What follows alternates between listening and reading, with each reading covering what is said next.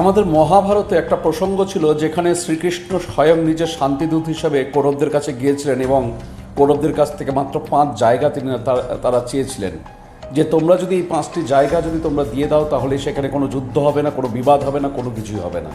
তখন মামা শকুনি দুর্যোধনকে কুমতলব দিলেন যে শ্রীকৃষ্ণ এখানে শান্তিদূত হয়ে না, বরঞ্চ পাণ্ডবদের ফেভারে তিনি কথা বলতে এসেছেন।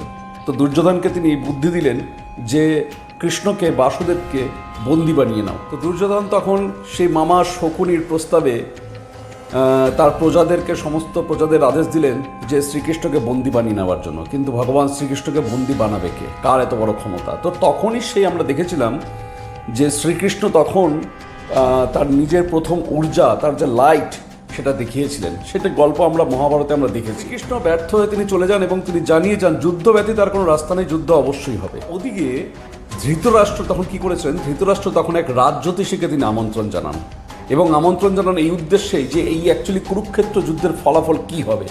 আর জানবেন তখনকার দিনের রাজজ্যোতিষীর মধ্যে এক অভূতপূর্ব পাওয়ার বা অসীম ক্ষমতা, তাদের ইনটিউশন পাওয়ার, ঐশ্বরিক ক্ষমতা প্রবল। সেই আমন্ত্রণে রাজজ্যোতিষী এলেন এবং দুর্যোধনের জন্মকুষ্ঠী তিনি পর্যবেক্ষণ করলেন এবং তাতে যে গ্রহ নক্ষত্রে যে সমাবেশ ছিল, তো তখন তিনি বলেছিলেন যে দুর্যোধনের জন্মকুষ্ঠীতে এক রাজযোগ সৃষ্টি হয়ে আছে, তাকে কেউ হারাতে পারবে না, আর দুর্যোধনের জয় নিশ্চিত, উনি হবেন হস্তিনাপুরের আগাম রাজা। আপনি নিশ্চিতভাবে যুদ্ধের প্রস্তুতি নিন, এই বলে রাজজ্যোতিষী চলে গেলেন। ক্ষেত্র যুদ্ধ শুরু হলো এবং প্রায় 8 দিন চলে যাওয়ার পর ধৃতরাষ্ট্র বিরাট চিন্তার মধ্যে তিনি পড়ে গেলেন, কারণ তিনি বুঝলেন যে তাদের ক্রমশ অর্ধেক সৈন্য তাদের মৃত হয়ে গেছে। পরিষ্কারভাবে এটা বুঝতে পারছিলেন যে কৌরবরা হয়তো এই যুদ্ধে হেরে যাবে। কারণ পিতামহ ভীষ্ম তিনি ইচ্ছামৃত্যু বরণ করলেন, দ্রোণাচার্যকে চালাকির দ্বারা তাকে হত্যা করা হয়েছিল এবং কর্ণকে সেই মহাভারতে কুরুক্ষেত্র যুদ্ধ থেকে বাইরে রাখা হয়েছিল। তো ধৃতরাষ্ট্র এতে বিরাট চিন্তায় পড়ে গিয়েছিলেন এবং সেই রাজজ্যোতিষীকে তিনি